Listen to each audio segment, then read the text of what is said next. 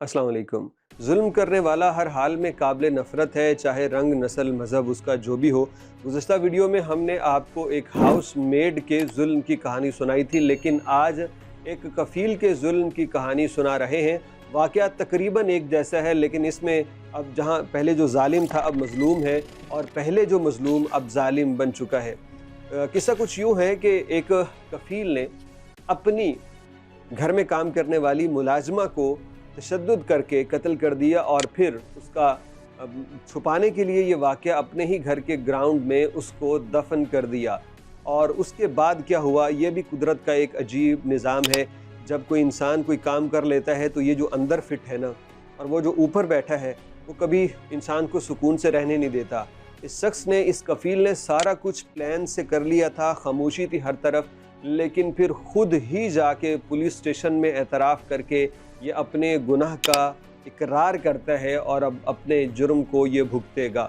तफसीलात आपको बतलाते हैं, लेकिन पहले बतला दें कि 3 दिनों के अंदर ये 3 कत्ल जो है इसने पूरे कुवैत को हिला के रख दिया है। इससे पहले एक खुद्दामा ने 1.5 साल के मासूम बच्चे को मशीन में घुमा दिया और मार डाला।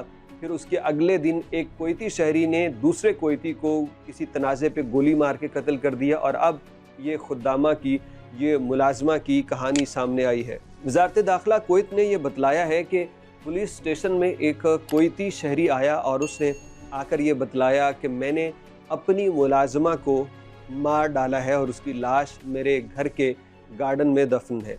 फौरी तौर पे पुलिस हरकत में आई, फोरेंसिक टीमें जो हैं वो पहुंची, उन्होंने खुदाई की, लाश की पूरी तहकीकात की गई, और उसके जो जितने भी अज़ा बाकी थे उनको पोस्टमार्टम और तहकीक के लिए लेबॉर्ट्री वगैरह मुंतकिल कर दिया गया। लेकिन इस शख्स ने जो कहानी बयान की है तो उसके अंदर ये कहता है कि मेरा उससे किसी बात पे झगड़ा हुआ, उसने मुझसे बदतमीज़ी की और मैंने बदले में उसे मारा पीटा और वो बेहोश हो गई। मैं उसे वैसे ही छोड़ के चला गया, लेकिन कुछ देर के बाद जब वापस आया तो उस वक्त वो मरी हुई थी। मैंने अपना जुर्म छुपाने के लिए उसे घर के अंदर ही गार्डन में दफन कर दिया, और आज 2 महीने बाद ये खुद आके एतराफ़ कर रहा है। अब ये जो है ना, ये एतराफ़ ही तो एक वाज़ है, एक नसीहत है कि इंसान जुर्म करके छुप नहीं सकता, इंसान ये काम करके नहीं बच सकता। इसके अंदर ऐसी बेकरारी लग जाएगी, उसको परेशान और बर्बाद कर देगी कि वो आराम से नहीं रह सकेगा। इसलिए दूसरों के हक़ खाने वाले, दूसरों के साथ ज़्यादती करने वाले कभी खुश नहीं रह सकते, चाहे गवाह कोई ना हो, चाहे मज़लूम का बदला लेने वाला कोई ना हो। लेकिन ये एक अंदर भी तो ताकत अल्लाह ने रखी है ना। अल्लाह इसको जब जगा देता है तो फिर यही होता है जो इस कवैती के साथ हुआ। ये बंदा खुद जाके अपने जुर्म का एतराफ़ कर रहा है, क्योंकि 2 महीने इसने अपने आप से लड़ते हुए इसकी बस हो चुकी थी, जाके ये एतराफ़ कर रहा है।